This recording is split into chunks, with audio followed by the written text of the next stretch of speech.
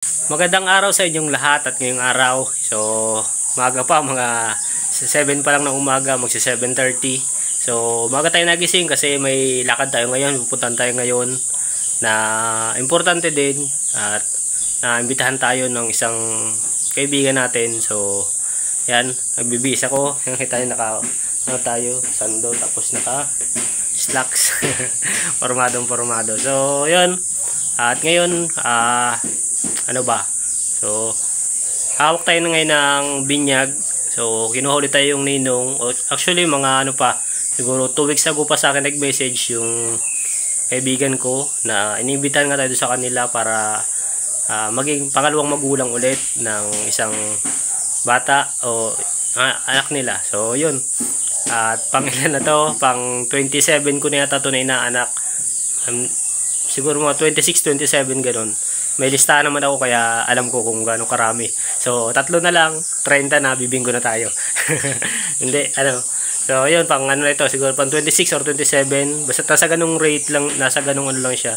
Kung pang ilan na tong ano to. At may naka-ready pa rin tayo na iba na kinukuha rin tayo. So, hindi pa naman nakakalabas yung baby. Pero, kumbaga nakakontrata na tayo doon, naninong din tayo doon. So, hindi ko alam kung bakit tayo kinukuha nilang ninong sa ngayon kasi alam naman nila na ano tayo, kumbaga kapos din tayo sa buhay, pero ayun nga, di ko naman sila masisi kasi mga kaibigan ko sila, mga dati ko ng kaibigan, matagal ko ng kaibigan, kaya di ko maano, tsaka sabi ko nga, hindi ako natagay sa ganito kasi blessing din naman tong ganito sa mga bata. So, syempre, pinagkatiwalaan tayo, kinuha tayong pangalawang magulang or ninong kasi may tiwala sila na magagabay natin yung bata sa maayos na ano, kumbaga sa maayos na pamumuhay, sa maayos sa pang-araw-araw na matuturuan natin ng kahit paano mabuting asal. So, yan, nagpapasalamat ako sa mga kaibigan ko na nagtitiwala sa atin na kuha tayo ng ganyan. Kahit alam naman nila na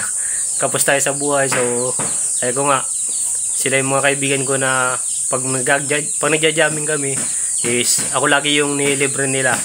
So, alam nila na kapos tayo sa buhay. So, yung nga, kada jamming, kada gathering namin, so, sagot lagi nila, lagi akong walang pangambag, kulilit ako lagi sa ganyan. Kasi lagi tayong walang ano, pero sabi ko nga, nakakatuwa kasi kahit alam nilang ganun, kinukuha pa rin tayo. So, dun siguro napatunayan natin na hindi lahat ng ninong-ninang, hindi lahat ng magulang kukunin kang ninong-ninang dahil lang sa pera. So, siguro may nakikita sila sa atin na kung ano, na hindi ko rin nakikita.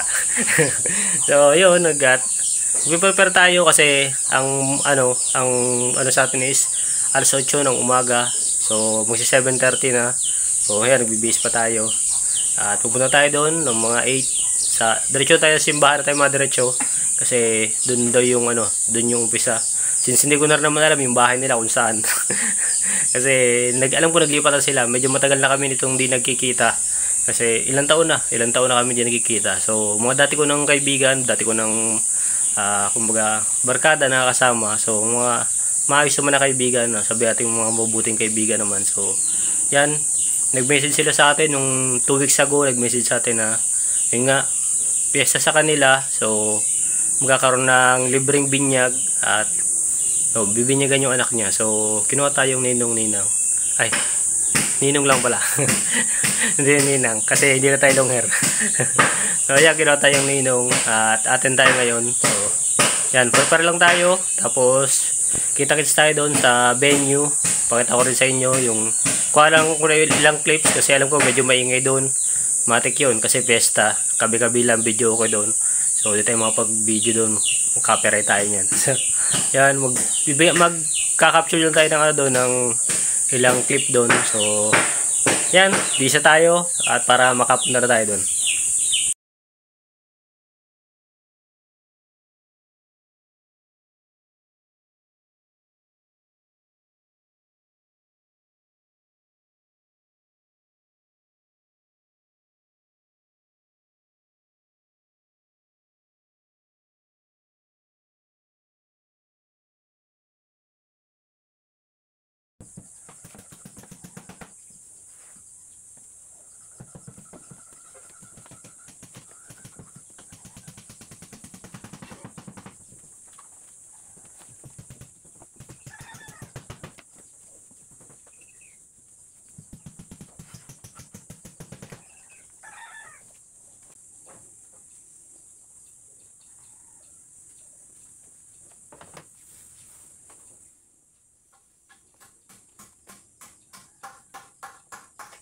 So ayan guys, at yun, nakabisa tayo. Ayan. Ready na tayo at antay lang natin kasi alam ko susunduin ako dito. Kasi yung kanila medyo hindi naman ganun kalayo dito, hindi naman ganun kalayo. So sabi ko sana mapasundo lang ako kasi alam naman niya na hindi tayo pwede magmotor. So mapasundo ako dito. Tricycle siguro yung susundo sa akin. So yan, importante. Importante tayo. Pero yun, alam naman niya yung kondisyon natin kaya sabi ko yun, susunduin tayo dito. Or may dadaan ako dito ng isang kaibigan ko na may tricycle naman sila. Hinarap niya doon sa papa niya. So, daan tayo ito para sunduin, para makapunta tayo doon sa kanila. At medyo malayo yun dito. Hindi naman ganun as in kalayo. So, siguro mga 15 to 20 minutes ang papunta sa kanila. So, yan, tayo lang natin. At pagdating nila, diretso na rin tayo. Naka-ready naman na tayo kaya pagdating nila, pupunta lang tayo, sasama na lang tayo. Wala naman tayo, kasi kompleto naman tayo. Sapatos. Naka-formal tayo kasi alam nyo naman, binyag yun, kailangan formal din tayo. Kasi pagbibinyag yun sa isang bata. So, kailangan naka-formal tayo ng attire. So, hindi po pwedeng naka-ano lang tayo. Yeah. Saka hindi ko rin sigurado kung baka magsuot lang ako ng pambahay lang. So, tapos yung mga kasama ko doon naka-formal. So, mahirap naman ng ganun. Kakaya naman. Kaya, mabuti na yung kahit paano nakabihis tayo. Naka-ready tayo. At para di naman ganun nakakahiya o nakakailang sa kanila since event naman nila yon. So, kakaya, mga bisita nila. Tapos sabihin, oh, yun ninong mo. Bakit yung isang ninong ganun lang yung suot? Kaya yun, kahit paano pinaghandaan din natin, kahit paano may mga t-shirt naman tayo na bili, na yung mga dati natin ginagamit yung Pasko ng bagong taon. Oo, naitabi ko naman. Kaya nga pong lahat ng okasyon itong mga damit ko. So may dalawa yata akong gantong polo. So pang Pasko, pang bagong taon ko, tapos pang lahat na ng okasyon. So ayan, kita-kitsa lang doon at antay natin yung sundo natin. So ayan guys, nandito tayo ngayon sa tabi ng kalsada, sa tapat ng chapel ng pagbibinyagan. So antay lang natin sila dito.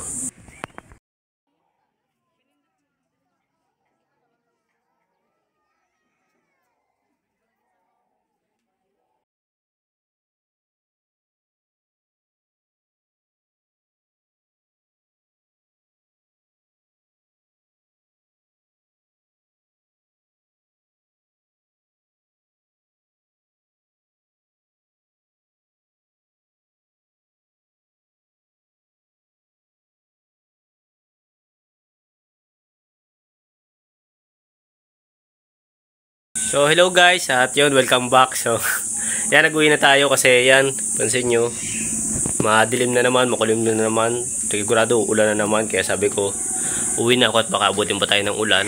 So yun, payag naman sila kasi yun nga, medyo may mga bisita din naman sila doon, may mga bisita. Kaso nung unang namin, pagkagaling namin sa simbahan, nung galing nga kami sa simbahan, dalawa kaming umatid na ninong-ninang.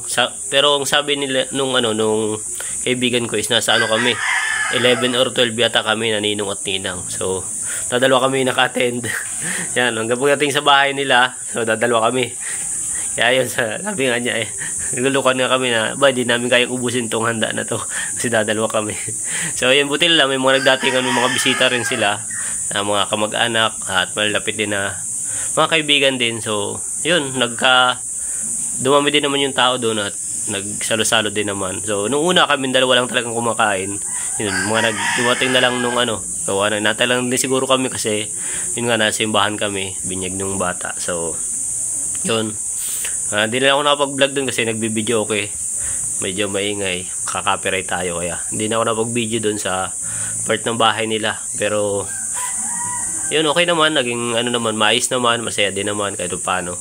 Nagalis lang tayo din agad. So nauunawaan naman tayo nung nung kaibigan natin kasi alam naman niya yung sitwasyon natin. Kaya yun, pinayagan tayong umalis din kaagad. So naiabot ko naman yung para doon sa bata, yung pakimkim.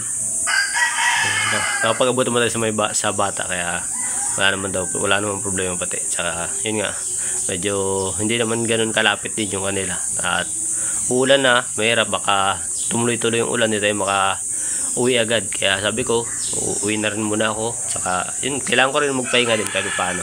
Magpahinga din. Kaya ayun, dito muna tayo sa bahay. So, mag-alas 3 naman ng hapon. So, kanina pa tayo doon. Mga alas 8 tayo dumating ng simbahan. So, sabi kasi nila mga 8 ang simula. So, yun. Kaso, yung pare, dumating na anong oras na. Kaya, nag-umpisa yung binyag sa bata is mga halos 9:30 na, 9:30 or mga alas 10 na siguro. Tapos isang oras pang misa, tapos isang oras pa yung sa pagbibinyag sa mga bata. Kaya medyo natagalan tayo doon. Inabot tayo ng gantong oras na pagkwentuhan pa ako doon kaunting oras. Medyo yun, syempre makilala din yung ano nila, yung asawa niya, kasi yung asawa ng kaibigan ko is hindi taga rito, taga Samar. Kaya yun, parang pagkwentuhan din ako sa pamilya nila, sa mga kapatid niya. At medyo matagal din kaming di nagkita-kita ng mga yun. At dati kasi nung mga panahon na ano pa ako, medyo 18 or nasa 20 parang yata ako, lagi kami doon sa kanila pag piyesta. Doon kami lagi natuloy sa kanila pag piyesta sa lugar nila. Bahay nila lagi yung tinutuluyan namin pag may piyesta kami doon. Kaya kumbaga welcome din kami doon. At yun nga, yung mga kapatid niya na hindi na ako kilala, gawa ng matagal na ako hindi nakakapunta doon. Halos mag 10 years na yata ako hindi nakapunta doon. So, limutan tayo nung mga kapatid niya na. Sabi ko nga doon yung bunso niya isa na dati pa, sanggol pa nung pumupunta ako sa kanila. Ngayon, naunang pa tayo, may asawa na. So, sabi niya, hindi kita tanda kuya. Sabi ko, maliit ka pa kasi noon. Sabi ko gano'n, maliit ka pa nung pumupunta ako dito. Kaya, siguro, hindi mo pa rin ako matandaan. Gawa ng, yun nga, hindi naman ako nakakabalik dito. Gawa ng sabi ko, matagal ako nasa Batangas nagtatrabaho. Kaya sabi niya, kaya pala. So, yun. At paano, enjoy naman, napagkwentuhan naman. So, nakilala naman natin yung mga dapat makilala doon, mga kaibigan, mga yun, kumpare. May mga kumpare din na pumunta doon na hindi lang naka-attend ng simbahan. Dadalo kami umattend ng simbahan. Tapos yung iba nagsunod na lang din sa sa bahay na nila. At siguro mga lasing nga din kagabi, gawa ng piyesta sa kanila. So nagkaroon ng sayawan sa ganun sa probinsya, lagi may sayawan tuwing magpipesta, disperas saka kapistahan. So kagabi kasi yung disperas, kaya siguro mga lasing din, mga puyat, kaya hindi nakatid ng sa simbahan. So yun. So tayo naman, hindi naman tayo lasing, hindi naman tayo puyat. So, kaya nakatid tayo ng maaga. So ayan, muli hanggang dito lang muna yung vlog natin. Maraming salamat sa pagsubaybay. Pasensya na, hindi tayo nakapag-vlog dun sa pero may konti naman tayong clip. So yan lang, update lang natin ngayong araw na to. Maraming salamat ulit. Tulad tayo sinasabi, mag-iingat kayo palagi at God bless.